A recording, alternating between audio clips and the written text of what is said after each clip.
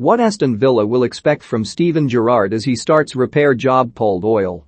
Steven Gerrard's most obvious and urgent task in his new job is to make sense of Aston Villa.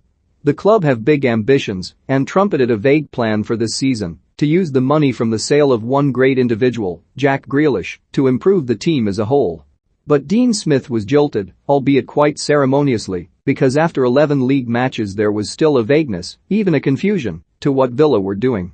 How exactly were they trying to win matches? What was their proposition? It was not easy to tell towards the end. It would have been reasonable to give Smith more time to sort things out. He had solved similar problems in the past, still had the support of the players, and his chances of bringing order would have been boosted once unforeseeable snags related to injuries and COVID-19 abated, but apparently the people above him concluded that the new manager was more likely to get Villa on track. Gerrard has been given a terrific opportunity to prove he can succeed in the Premier League. He inherits a squad good enough to climb much higher than their current perch, 16th, though probably not strong enough to reach Europe. Villa's owners have the money to bankroll more big signings, but the club have also invested heavily in their youth teams in recent years and won the FA Youth Cup last season and expect to see players graduate from the academy to the first team. Smith gave debuts to players such as Carney Chukwuemeka and Cameron Archer and made the 20-year-old Jacob Ramsey a regular in midfield.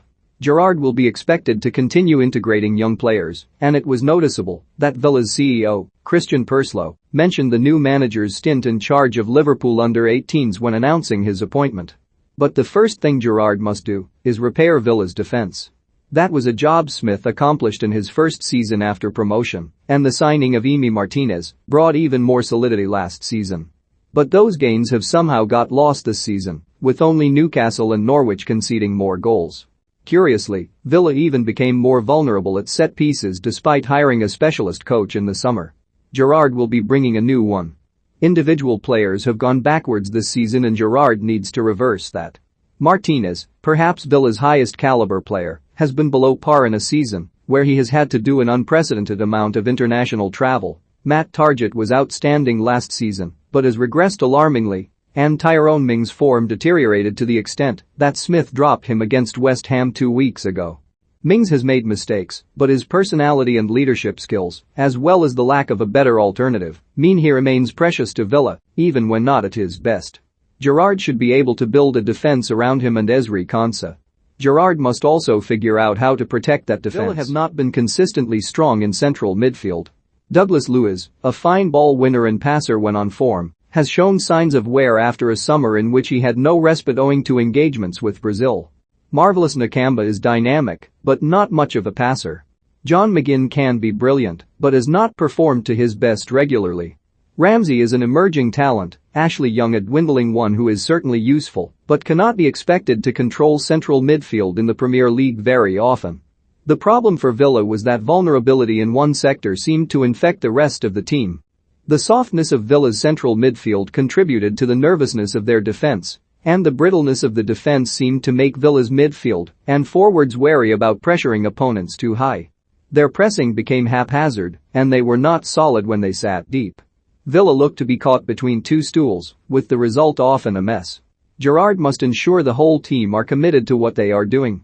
That probably starts with restoring confidence, which drained away with damning speed, with chronic anxiety apparently setting in after Villa let a 2-0 lead turn into a 3-2 defeat in the last 10 minutes against Wolves last month. The loss of confidence probably has a lot to do with the loss of Grealish. With him, Villa's defenders, in particular, had a player to whom they could give the ball and be reassured that he would do something productive or at least take it up the right end. Without him, Villa have often looked uncertain how to play their way forward. In mitigation, they have often been deprived of creative influences such as Bertrand Traore, but the players available have not risen to the task consistently enough. Emi Buendia, the record signing in the summer, has too often been peripheral on the right wing, and Leon Bailey contributed little on his only 2 starts after some exciting appearances off the bench.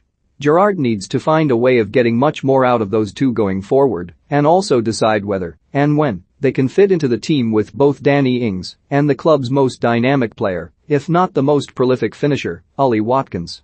The strange thing about Villa this season is that a lot has gone wrong, but it will probably not take a lot to set them right.